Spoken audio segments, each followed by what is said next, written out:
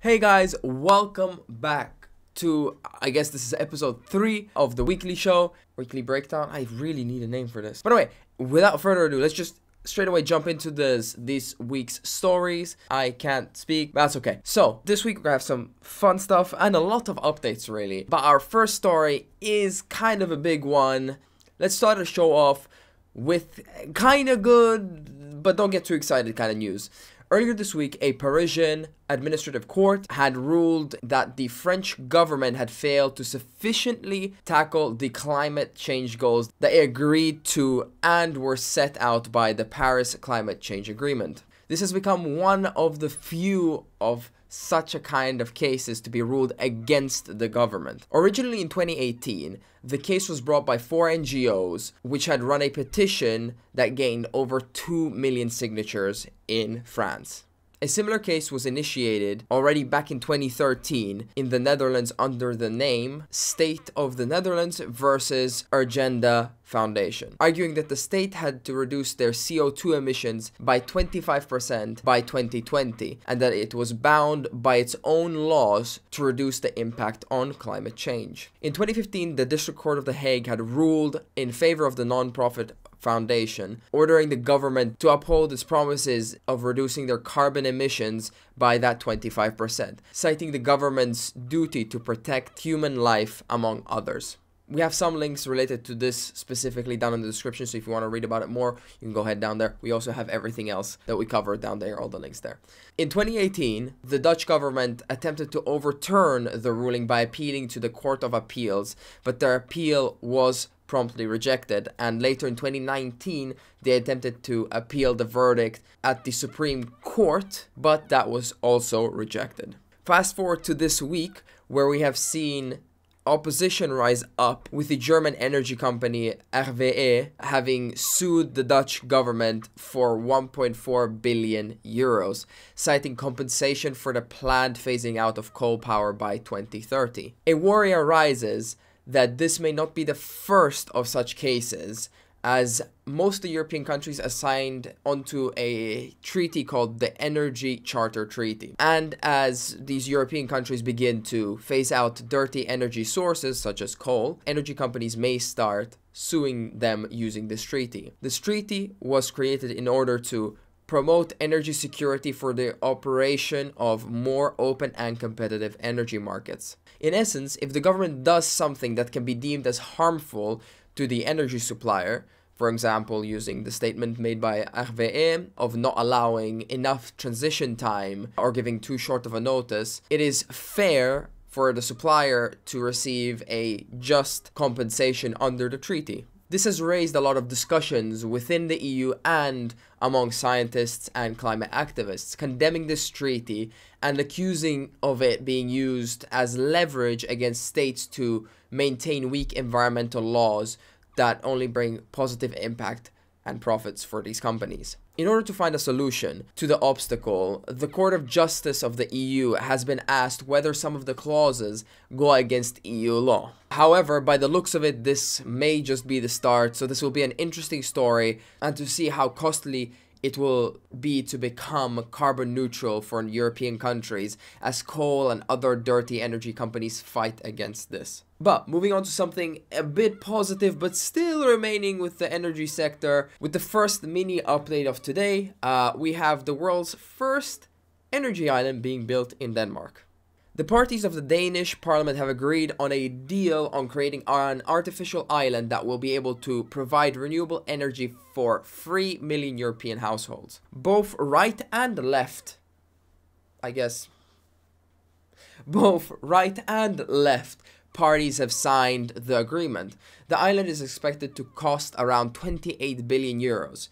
And it will be placed in the Danish territory in the Northern Sea, where there will be perfect sun and wind conditions. The renewable energy produced on this island will be used for shipping, heavy transportation, and aviation. Denmark is currently the leading EU country in wind-produced energy. With the new agreement, the hope is to contribute to the EU targets of reducing the carbon footprint in the energy sector by 2030. Denmark is also looking into creating such an island in the Baltic Sea. However, no agreement or further discussion of this has been made yet. For the second update, let's look back at what has happened since the arrest of Navalny and the protests that broke out in Russia since Saturday.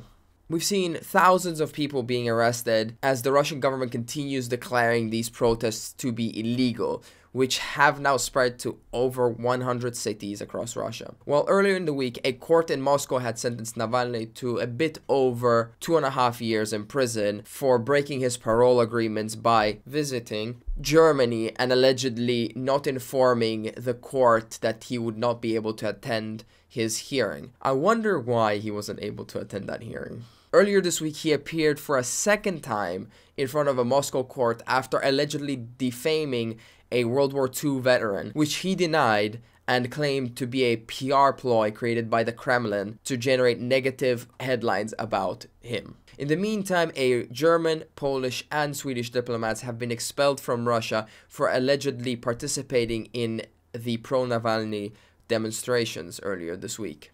In our last mini update, let's look at an interesting story coming out of the UK to do with China that's straight up out of a movie.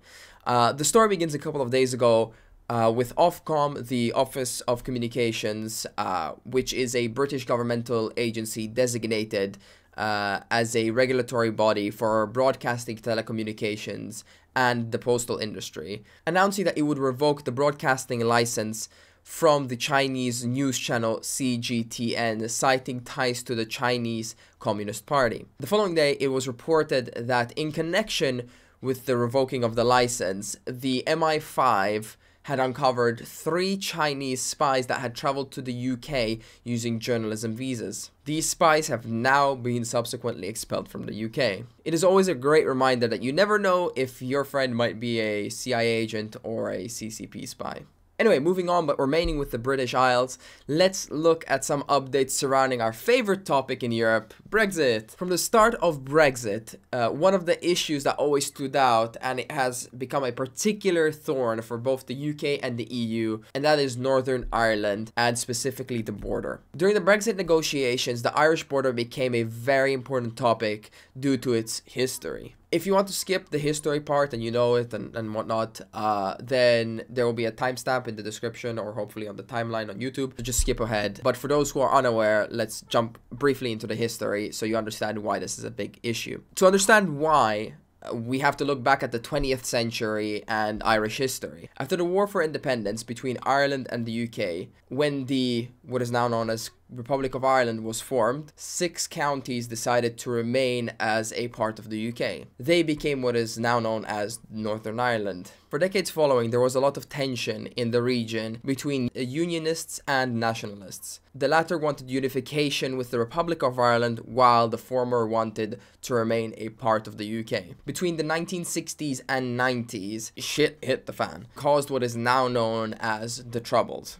Long story short, the Provisional Irish Republican Army, or the IRA, made a lot of bombs that were detonated across the UK in the 70s and 80s, and fighting between the Republicans and the Loyalists in Ireland. This all culminated in the end with the Good Friday Agreement, which marked the ending of the Troubles. Fast forwarding to today, under the Good Friday Agreement, and to avoid any potential problems, a hard border between the Republic of Ireland and Northern Ireland was out of the question during the Brexit negotiations. This, of course, is a major problem legally speaking, because Ireland is a part of the single market, while Northern Ireland is a part of the UK. A de facto line was created by the British government between Great Britain, so the island of Great Britain, and Ireland, to allow for there to be no hard border between Northern Ireland and Ireland. As a protective measure, in the Brexit withdrawal agreement, as part of the Northern Ireland Protocol,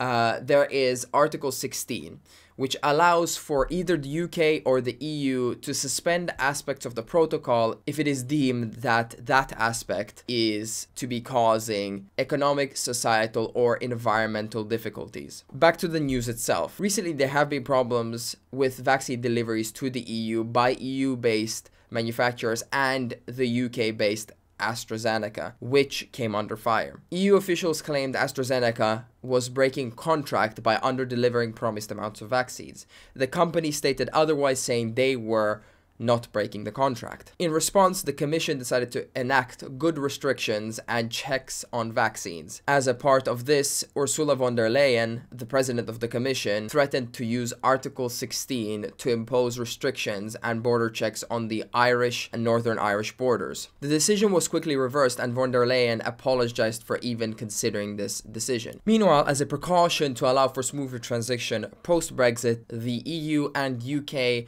agreed on a grace period of 3 months during which items that the EU would deem illegal imports, such as various foods, would be allowed to continue to be moved from the UK to Northern Ireland. On February 3rd, the UK government had asked to extend this grace period by 2 years to 2023. On top of this, there have been many stories coming from the fishing industries struggling to trade with the EU with the new regulations in place. The main issue being the fisheries not reaching a health standard that would allow them the right to export shellfish products to the EU. With that being said, that wraps us up for today. We had to unfortunately cut out a couple of stories, and we will post it as a separate video tomorrow because this is just getting too long to fit everything in. Hopefully you enjoyed these. If you have any feedback, if you have any ideas, please leave it down in the comment section below. Remember to like the video and to subscribe, and you can also follow us on Instagram. You can find the names just below me, and go follow us there for daily short digestible news. And then, as always, every Saturday we post on YouTube. I wish you a very happy weekend. Goodbye.